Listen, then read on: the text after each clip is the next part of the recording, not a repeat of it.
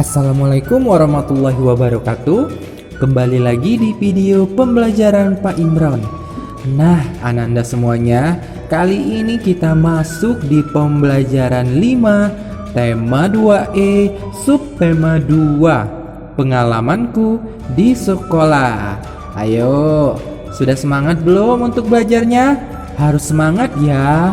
Yuk, untuk mengawali pembelajaran kita akan berdoa dulu ya. Pertama, kita membaca surah Al-Fatihah.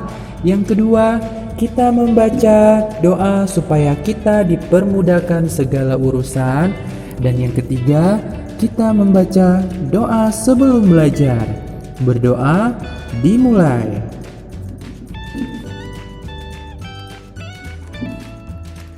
Berdoa selesai.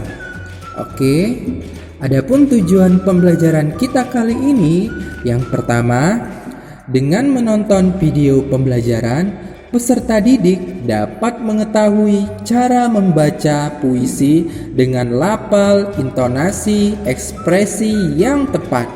Yang kedua, dengan menonton video pembelajaran, peserta didik dapat membaca puisi dengan lafal, intonasi, dan ekspresi yang tepat.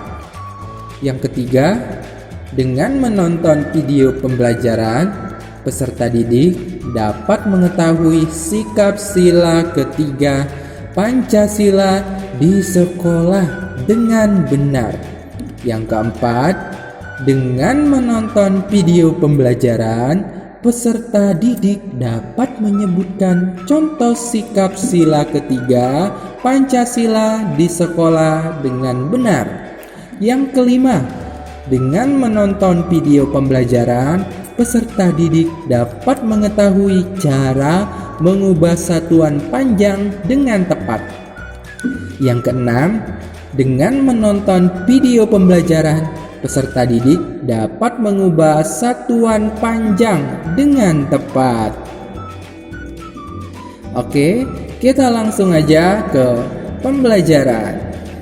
Nah, Ananda semuanya, dalam membaca puisi, kita harus memperhatikan lafal, intonasi, dan ekspresi yang tepat.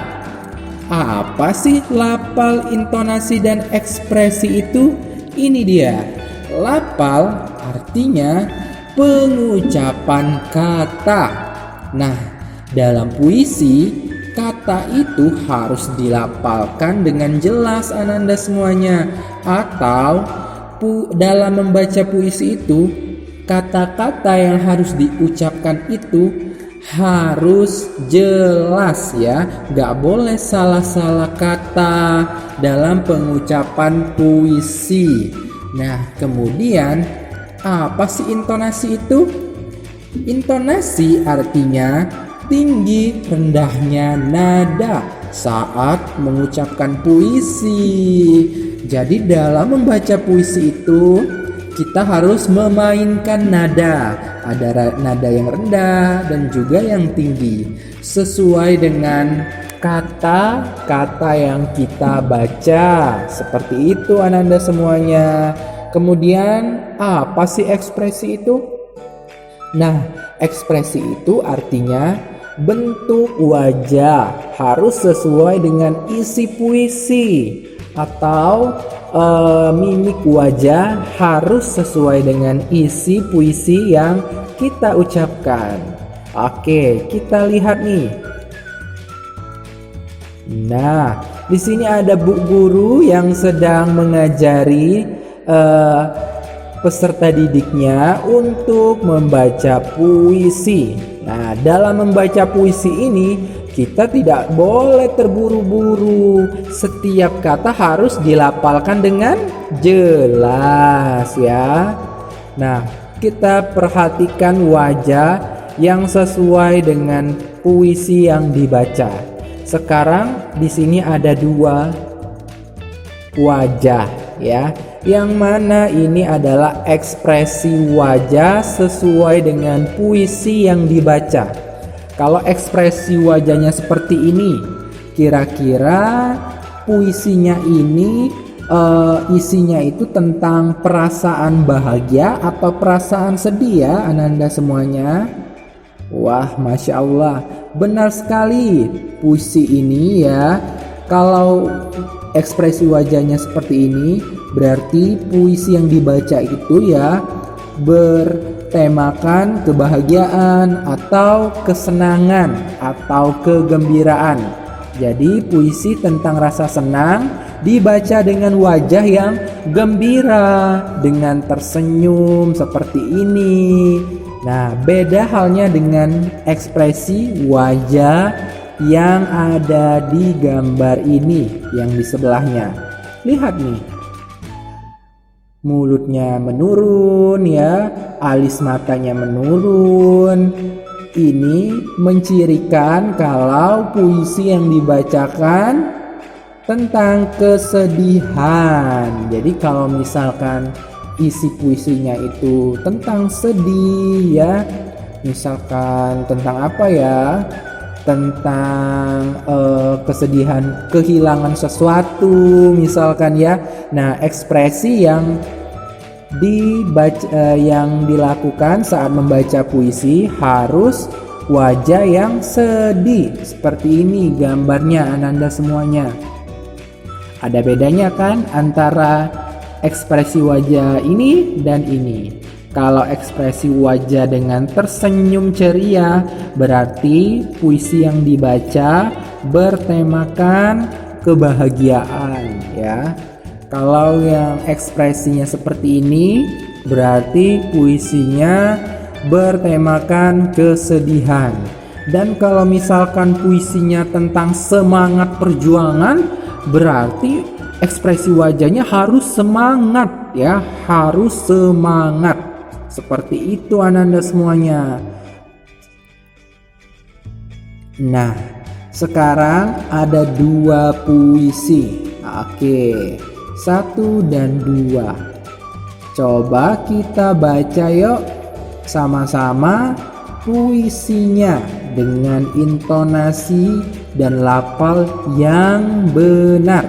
Oke, di sini judul puisinya Mentari. Yuk, kita baca sama-sama.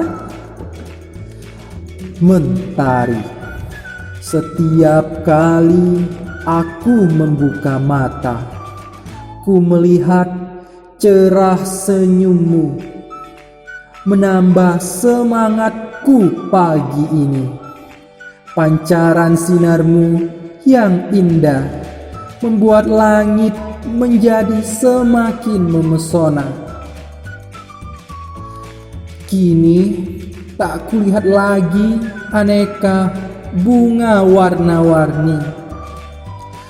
Burung dan kupu-kupu tak tampak lagi. Alam yang indah telah berganti. Jalan dan gedung-gedung tinggi.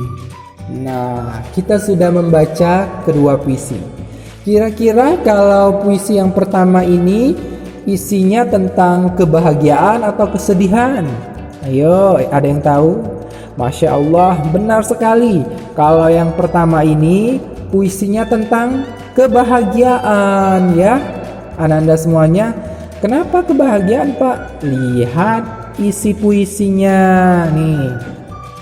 Menambah semangatku pagi ini, pancaran sinarmu yang indah membuat langit menjadi semakin memesona. Nah, berarti ini tentang kebahagiaan atau kesenangan. Kalau puisi yang kedua ini kira-kira isinya tentang apa ya? Benar sekali, isinya tentang kesedihan. Kenapa sedih Pak? Lihat isi bacaannya. Nih, tak kulihat lagi aneka bunga warna-warni. Nah, di sini bunga warna-warninya sudah nggak ada lagi. Burung dan kupu-kupu juga tidak ada lagi.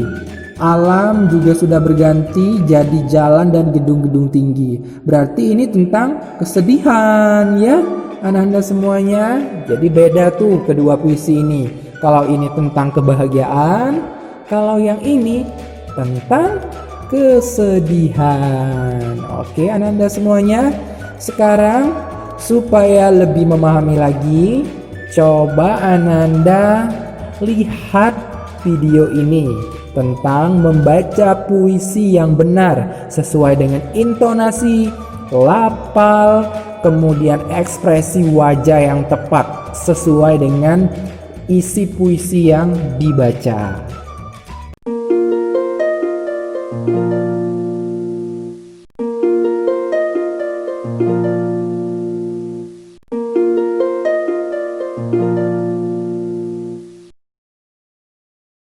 Assalamualaikum warahmatullahi wabarakatuh.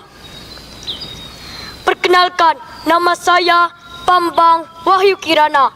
Asal sekolah saya dari SD Negeri Tambak Sari 02, Kecamatan Wonorejo, Kabupaten Cilacap, Provinsi Jawa Tengah.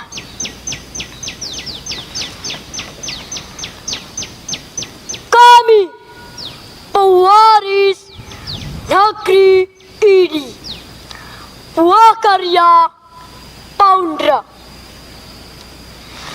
Kami di sini menatap langit, membelah cakrawala, tanah air kami. Tak apa, bersandal jepit kami bersekolah. Kadang tak beralas ini kaki dengan sepatu model terbaru. Melewati tanah basah kaki kami, di mana tersiram hujan, sawah padi menguning menelusuri ngarai sungai. Berlari kami pada tanah pertiwi, hijau menghampar surga hutanku.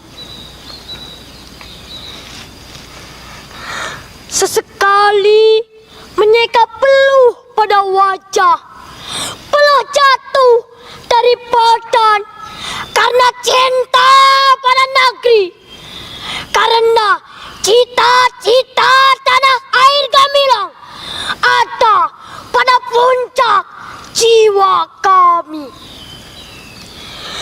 Tak gentar kami bila badai hujan mengadang, di mana membasahi baju dan tas terbuat dari anyaman bambu. Karena kami tahu membangun tanah air adalah mulia. Gunung Krakatau menampakkan kegagahannya. Karang dihantam deburan ombak menggila, tetap kokoh ia berdiri. Jiwa semangat ditempa sang guru, agar tak menjadi generasi cengeng. Lihat, matahari mulai menampakkan sinar cahayanya. Berlari kita bersama menuju Indonesia bangkit, karena kami pewaris negeri ini. Salam literasi. Wassalamualaikum warahmatullahi wabarakatuh. Nah, tadi sudah melihat video ya, video cara membaca puisi yang benar ya. Nah, itu bisa tuh kalian praktekkan di rumah ya, sambil di kamar ya. Nanti kalian baca puisi yang ada di buku tematik itu sesuai dengan isi bacaannya ya. Jadi memakai intonasi, lafal, dan ekspresi yang tepat. Nah, sekarang Pak Imran mau tanya nih, apakah kalian masih ingat bunyi sila ketiga itu apa? Ayo, masih ingat nggak? Benar sekali. Bunyi sila ketiga adalah Persatuan Indonesia yang disimbolkan dengan apa? Dengan pohon beringin. Benar ya Ananda semuanya? Berarti masih ingat tuh sila ketiga. Sekarang kita akan melihat contoh sikap yang sesuai dengan sila ketiga Pancasila nih, yang bisa kita lakukan di sekolah. Lihat nih, ada 3 contoh nih. Pertama adalah nih, lihat gambarnya. Gambar apa ya ini kira-kira? Benar sekali, ini ada gambar lagi bermain bola ya, bermain dengan semua teman ya. Jadi gambar ini tentang bermain dengan semua teman. Gak harus bermain bola, boleh bermain apa saja, main ekar ya, main perosotan boleh juga ya. Nah, kalau bermain sama-sama dengan teman, berarti itu sudah menerapkan sila ketiga Pancasila di sekolah ya. Kalau yang kedua nih, gambar apa? Oke, benar sekali. Gambarnya tentang bekerja sama tanpa membedakan ya. Jadi mereka di sini sama-sama membersihkan kelasnya. Gotong royong nih mereka membersihkan kelasnya agar cepat selesai. Nah, ini termasuk juga ke pengalaman atau penerapan sila ketiga Pancasila. Kemudian gambar yang selanjutnya, gambar apa ya kira-kira? Benar sekali, ini ada gambar siapa ini? Anggap saja ini si Nina ya, kemudian ini Lani. Si Nina ini sedang membantu si Lani. Nah, kenapa ini termasuk ke sikap yang sesuai sila ketiga? Karena si Lani ini bukan agama Islam. Si Lani ini agamanya Konghucu ya. Kalau yang ini Islam, tapi walaupun berbeda agama, si Nina tetap mau membantu si Lani. Nah, kalau seperti itu berarti sikap Nina ini sesuai dengan sila ketiga Pancasila ya. Sikap Nina ini ya adalah membantu teman tanpa membedakan ya. Jadi kalian semua kalau ada temannya yang berbeda agama, gak apa-apa saling tolong menolong. Berarti kalian tidak membeda-bedakan teman ya. Kalian berarti sudah menerapkan sila ketiga Pancasila. Jadi yang pertama tadi apa? Sikap yang sesuai dengan sila ketiga Pancasila? Benar sekali, bermain dengan semua teman. Kemudian yang kedua, bekerja sama tanpa membedakan. Dan yang ketiga, membantu teman tanpa membedakan. Benar ya? Oke, kita lanjut. Sekarang kita belajar berhitung. Kita baca dulu yuk. Tony ingin menghias panggung dengan pita. Tony mengukur panjang panggung. Tony mengukur dengan meteran. Nah, kita sudah kan kemarin belajar tentang macam-macam alat ukur. Sudah tahu kan meteran itu seperti apa bentuknya, kemudian cara menggunakannya seperti apa. Oke, sekarang coba kita lihat. Panjang panggung 300 cm. Pada meteran terlihat bahwa 300 meter sama dengan 3 meter. Nah, Pak, kok bisa seperti itu ya? 300 maksudnya ini bukan 300 meter ya, tapi 300 cm nih. Kurang huruf C-nya ini. Harusnya 300 cm atau 300 cm. cm ini seperti ini. Nah, ini ada kurangnya ya Nanda semuanya. 300 cm. cm itu singkatan dari cm. Kalau M ya, M singkatan dari meter. Panjang panggungnya 300 cm sama dengan 3 meter. Kok seperti itu? Nah, lihat ini. Ingatlah 100 cm sama dengan 1 meter ya. 100 cm sama dengan 1 meter. Nolnya hilang 2. Jadi tinggal 1. Nah, jadi kalau 300 cm nolnya hilang 2, jadi berapa? Benar sekali, 3 meter. Jadi panjang pita yang dibutuhkan Tony adalah 3 meter. Oke, kalau masih belum paham, lihat di sini. Ini ada contoh soal nih. Ayo ubahlah satuan panjang berikut menjadi meter. Ingatlah 100 cm sama dengan 1 meter. Kita lihat di sini. Di sini ada ukuran benda, kemudian ukuran benda dalam satuan meter. Kalau ini cm, ini ke meter. Jadi ukuran benda yang cm kita ubah ke meter ukurannya. Ingat, 100 cm sama dengan 1 meter. Jadi nolnya kita hilangkan 2 kalau mau jadi meter ya, atau dikurang dengan 100. 200 ya. Sekarang coba kita lihat. 200 cm sama dengan berapa meter? Nolnya hilang 2 tuh, dicoret. Nah, jadi berapa meter? Wah, benar sekali, 2 meter. Jadi 200 cm sama dengan 2 meter. Kita tulis di sini 2 meter atau 2M. M itu singkatan dari meter. Kalau ini panjang benda ini 100 cm. Kira-kira berapa ukurannya kalau dijadikan meter? Masya Allah, benar sekali, 1 meter. Kenapa 1 meter? Ingat, nolnya kita coret 2 ya, kalau mau jadi meter.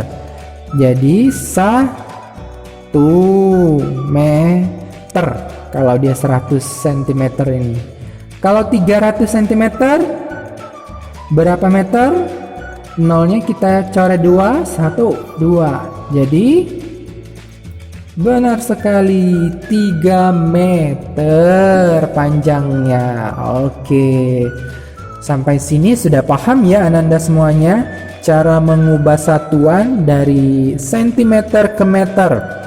Jadi ingat, kalau mau diubah ke meter, 100 cm ini ya, kita mau ubah ke meter, nolnya kita coret 2, jadi sama dengan 1 meter. Kayak gini juga sama, nolnya dicoret, jadi tinggal 2. Seperti itu ya Ananda semuanya. Nah, kalau kita balik nih, tadi senti ke meter, sekarang meter ke senti, kita ubah. Gimana Pak? Oh, mudah saja, kita balik aja. Berarti 100 cm kan sama dengan 1 meter. Jadi 1 meter ya sama dengan 100 cm. Kalau tadi nolnya kita coret 2 kalau mau diubah ke meter. Nah, kalau mau diubah ke sentimeter, nolnya kita tambahkan 2. Nah, jadi seperti ini contohnya. Tinggi lemari, tingginya 2 meter. Kita mau ubah ke sentimeter, jadi nolnya kita tambah 2 menjadi 200 cm. Benar ya? Kalau yang ini, yang nomor 2, panjang benda 1 meter, mau kita ubah ke sentimeter nih, kita tambahkan nolnya 2, jadi berapa? Benar sekali, 100 cm. Oke, sekarang yang ini, Nomor 3 ini lebar jalan sama dengan 3 meter. Kita mau ubah nih 3 meter ini menjadi satuan sentimeter. Gimana caranya tadi? Kita tambahkan nolnya 2 setelah 3 ini. Jadi 300 cm. Benar ya Ananda semuanya? Sampai sini sudah paham kan cara mengubah satuan panjang dari sentimeter ke meter dan dari meter ke sentimeter. Oke, sekarang pembelajaran kita sudah selesai ya. Sekarang ada pertanyaan nih, ada 2 pertanyaan. Yang pertama, tuliskan satu contoh sikap yang sesuai sila ketiga Pancasila saat di sekolah. Yang kedua, isilah titik-titik dengan bilangan yang tepat. Oke, 500 cm sama dengan titik-titik meter. Jadi berapa meter nih kalau 500 cm itu? Oke, tugasnya nanti dikirim ke Google Classroom. Jangan lupa ya dikerjakan. Pak Imron tunggu jawabannya. Nah, pembelajaran kita sudah selesai. Sebelum kita selesai, kita berdoa dulu yuk. Kita membaca surat Al-Asr. Berdoa dimulai.